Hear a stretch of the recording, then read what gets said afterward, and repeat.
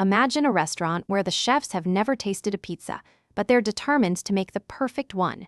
That's a neural network in a nutshell, a system that learns by trial, error, and adjustment. Data flows through these layers and transforms at every single step until it spits out a classification or a prediction or a generated word.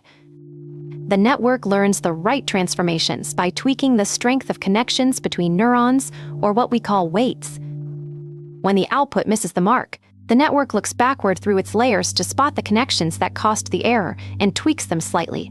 That tiny adjustment is where the real learning happens. Run that cycle millions of times and the network becomes surprisingly sharp at whatever task you feed it. We will build this one piece at a time with a real example. We are teaching a network to recognize whether a photo contains a cat or a dog. A picture slides into the network as a grid of pixel values. A 28 by 28 grayscale photo expands into 784 input neurons, each holding the exact brightness of a single pixel. There is no intelligence yet, just raw numbers. This is where the magic happens. The system builds one or more hidden layers between input and output. Every neuron in those layers does exactly three things. First, it multiplies every incoming pixel value by a weight that measures how critical that specific pixel is for the decision. Then, it adds a bias to shift the baseline. Finally, it pushes that combined total through an activation function. That step decides whether the signal truly fires. Simple setup might just use one hidden layer containing exactly 16 neurons. Every single neuron hunts for a specific shape. One lights up for curves that might be an ear, while another triggers on long lines that could be a snout. Each network ends with two output neurons for cats and dogs. After the hidden layers do their heavy lifting, both neurons generate a number between 0 and 1. If the cat node reads 0.87 and the dog node reads 0.13, the model is 87% sure it found a feline. A neural network stays useless until you train it. The process runs on a simple repeating cycle. First, you feed it 10,000 labeled photos of cats and dogs. Then it makes a guess for every single image. Finally, you measure the mistake and ask if it got it right. How wrong was the guess? A loss function measures that error in a single number. The system then adjusts the weights. Backpropagation traces the error backward to pinpoint exactly which weights must shift. Gradient descent then nudges them toward better accuracy. You repeat the process thousands or millions of times. The weights finally settle into a pattern that delivers precise predictions. The raw data splits into three sets.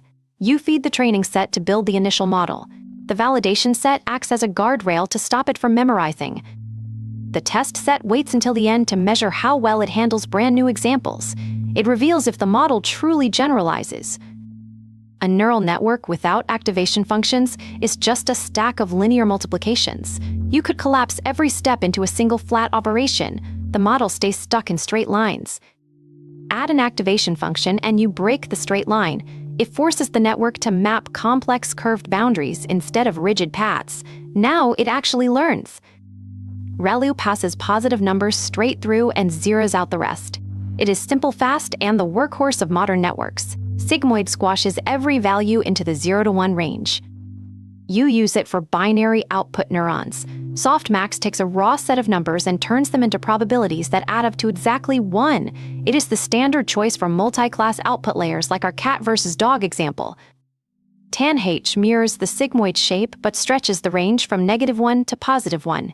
It handles the full negative to positive spectrum. Think of an activation function as a gatekeeper.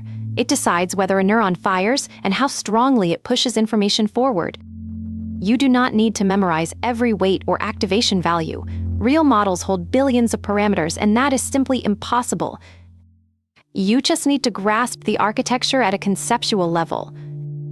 Follow the data flowing in and out. Watch the transformations at each layer. See how the network learns from its mistakes and spot where things could go wrong. Overfitting is the biggest pitfall. The network memorizes training data instead of learning general patterns. Explain the cat versus dog example to a friend who has never touched code, and you already understand neural networks better than most people in the industry. You get the name neural network straight from models inspired by biological neurons back in the 1940s. A real biological neuron catches signals through dendrites and processes them in the cell body before firing an electrical pulse down the axon once a threshold is crossed. The analogy falls apart fast.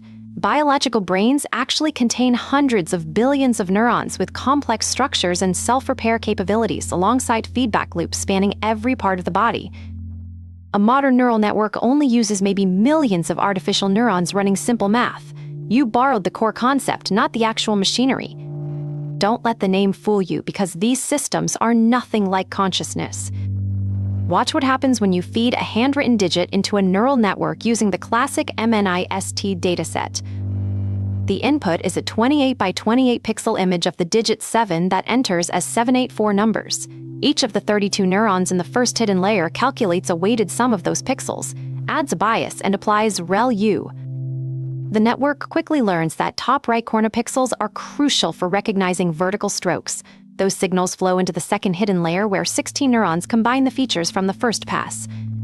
Some fire for horizontal lines while others track curves. The signal reaches the output layer with 10 neurons for digits 0 through 9. The 7 neuron outputs 0.94, while the nearest competitor 1 outputs 0.04. The network spots the correct digit immediately. It reads a 5. A wrong guess sends the error rippling backward through every layer. Backpropagation traces that mistake and adjusts the weights so the next time a similar 7 appears, that neuron fires more confidently. If that made it click, subscribe. We break down the frontier of tech and AI every day.